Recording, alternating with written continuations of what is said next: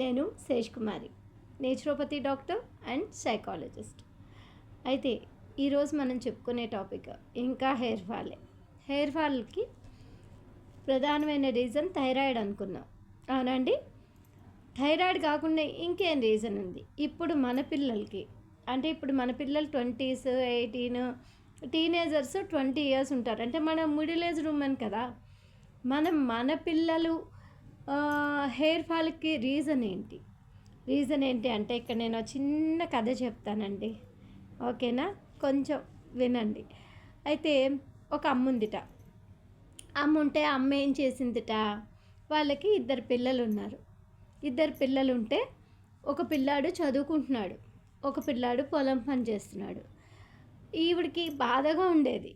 ఈ పిల్లాడు చదువుకునే పిల్లాడు చక్కగా మంచి బట్టలు వేసుకుని స్కూల్కి వెళ్తున్నాడు. వీడి పాపం అంత మురికి కదా అవుతుంది కదా అని మామూలు బట్టలు వేసుకుని పొలానికి వెళ్తున్నాడు, దున్నుకుంటున్నాడు, వస్తున్నాడు.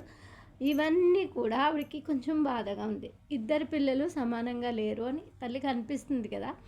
అప్పుడు ఒక రోజున ఆవిడ అందిటండి వాళ్ళ ఆయనతోటి, ఏమండి పెద్దవాడు పాపం చాలా కష్టపడిపోతున్నాడు, చిన్నవాడు వాడు హాయిగా మహారాజులా ఉన్నాడు, కష్టపడట్లేదు అని. అప్పుడు ఆయన అన్నట్ట, నువ్వు వెన్న చేస్తావు కదా, ఆ వెన్న ముద్ద తీసుకొచ్చి 2 పిల్లలు పడుకున్నప్పుడు నుదుటి మీద పెట్టు, నీకు ఎవరు కష్టపడుతున్నారో తెలుస్తుంది అన్నట్టు. తెలుస్తుంది అంటే ఈ వ్యవసాయం చేసుకునే పిల్లాడు, పెద్ద పిల్లాడు, చిన్న పిల్లాడు చదువుకుంటున్నాడు. 2 నెత్తి మీద ఇక్కడ నుదుటి మీద వెన్నముద్ద పెట్టిందిట.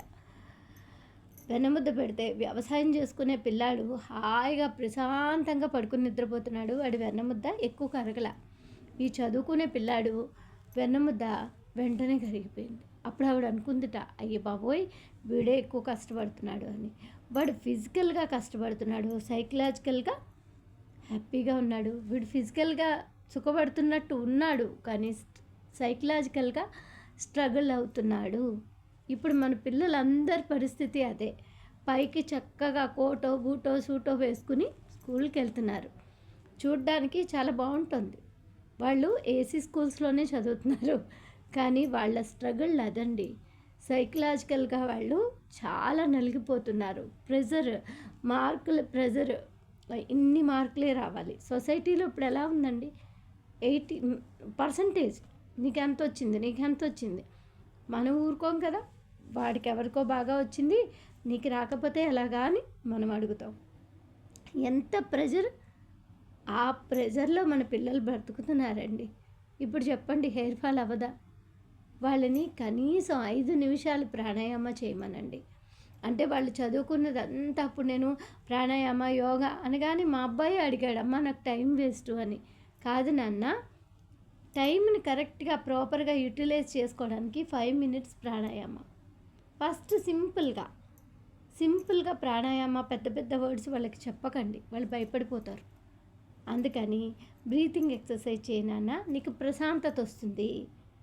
చక్కగా ప్లెజెంట్గా కూర్చొని ఇలా పట్టుకొని ఇన్హేల్ ఎక్సేల్, మళ్ళీ ఇలా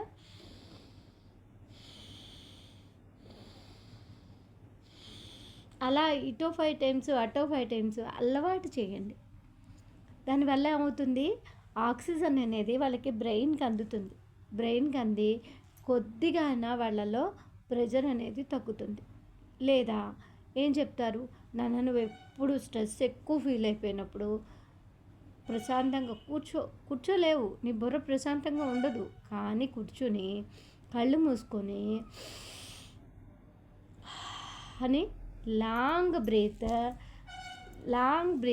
10 నిమిషాలు తీసుకో, లేదా 10 times చెయ్యి, అంతే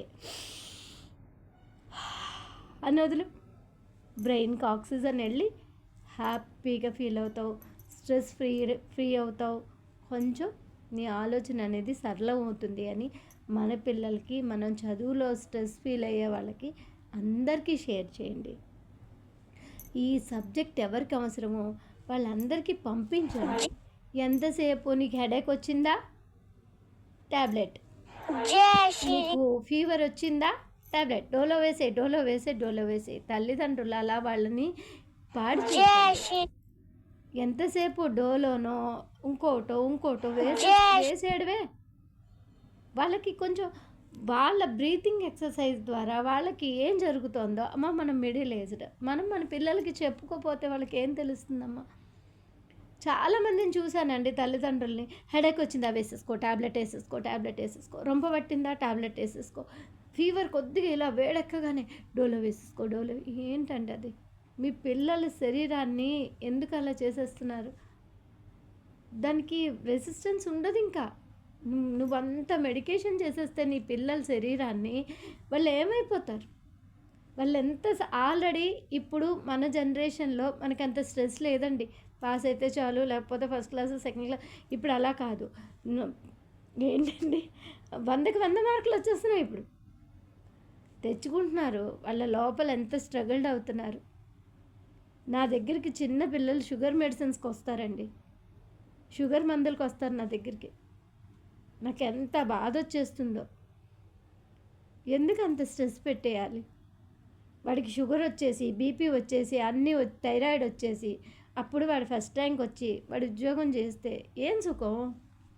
నేను చదవద్దని నేను నా పిల్లాడు నాకు చదువుకోవాలని ఉంటుంది, కానీ అంత ప్రెజర్ ఇవ్వకండి అమ్మ. లేదు, వాళ్ళు చదువుకుంటున్నారు ఇంట్రెస్ట్గా, చిన్న టెక్నిక్స్ చెప్పండి. మధ్యలో అంటే ఒక 2-3 అవర్స్ చదివేసుకున్న తర్వాత చిన్న బ్రేక్ తీసుకొని